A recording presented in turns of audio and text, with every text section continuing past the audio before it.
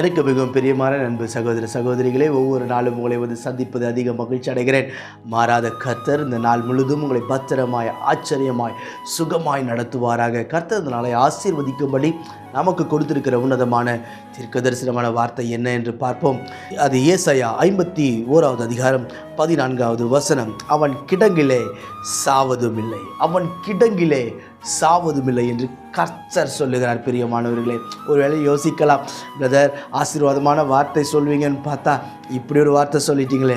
ஒருவேளை உன்னுடைய வாழ்க்கையில் ஒரு கிடங்கில் இருப்பது போல, தண்ணீர் இல்லாத ஒரு கிணற்றில் கிடப்பது போல, ஆழமான குழியில் கிடப்பது போல ஒருவேளை நீங்கள் யோசிக்கலாம், இதுதான் என்னுடைய முடிவு, இதுதான் என்னுடைய வாழ்க்கை, இனி என்னை தூக்கி எடுக்க யாரும் இல்லை, இனி எனக்கு வாழ்வு கொடுக்க யாரும் இல்லை, இதுதான் என்னுடைய தலையெழுத்து என்று சொல்லி நீங்கள் ஒருவேளை யோசித்து கொண்டிருக்கலாம். நான் இப்படி தான் சாக போகிறேன், இப்படி தான் என்னுடைய வாழ்க்கையின் முடிவு இருக்க போகிறது என்று சொல்லி நீங்கள் யோசித்து கொண்டிருக்கலாம். ஆனால் ஆண்டவர் சொல்லுகிறார், நீ இருக்கிற கிடங்கிலே நீ சாவதே கிடையாது. அன்புக்குரியவர்களே, யோசேப்பை அவருடைய சொந்த சகோதரர்கள் கொண்டு போய் பெரிய கிடங்கிலே குழியில் தள்ளின போது தள்ளி வீசிட்டாருங்க.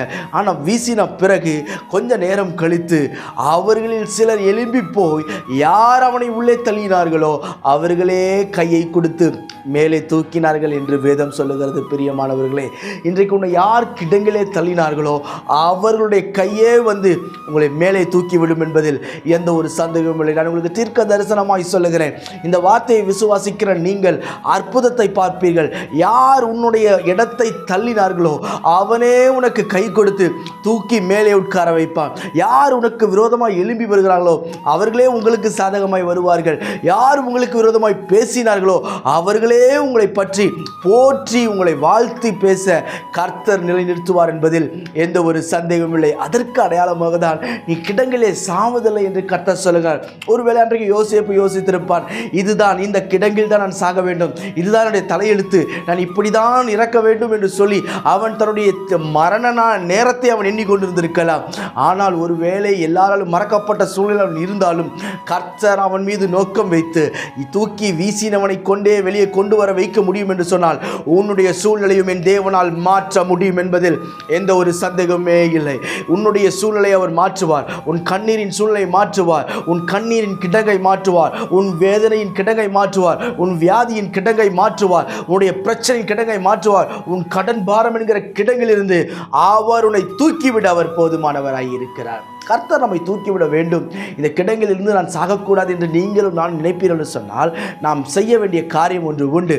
அது எரேமியா 33வது அதிகாரம் 3வது வசனம் சொல்லுகிறது, என்னை நோக்கி கூப்பிடு என்று கர்த்தர் சொல்லுகிறார். நீங்களும் நான் செய்ய வேண்டிய ஒரு காரியம் என்ன? கர்த்தரை நோக்கி கூப்பிட வேண்டும்.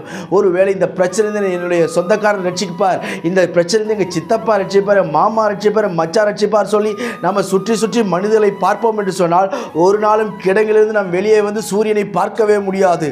ஆனால் நாம் கர்த்தரை நோக்கி கூப்பிடும் பொழுது கர்த்தர் நிச்சயம் விடுதலை கொடுப்பார், நிச்சயம் தூக்கி வெளியே எடுப்பார். தானியேலை பாருங்கள், யார் சிங்ககபியில் தூக்கி வீசினானோ அதே ராஜா சொல்லுகிறான் வெளியே கொண்டு வர சொல்லி. சாத்ராக் மேஷாக்கை பாருங்கள், அக்கினி சூளையில் எந்த ராஜா தூக்கி வீசினானோ அதே ராஜாவை கொண்டே கர்த்தர் வெளியே கொண்டு வர வைத்தார். உங்களுடைய சூழ்நிலை மாறும், உங்களுடைய பிரச்சனைகள் மாறும், உன் கஷ்டங்கள் மாறும்.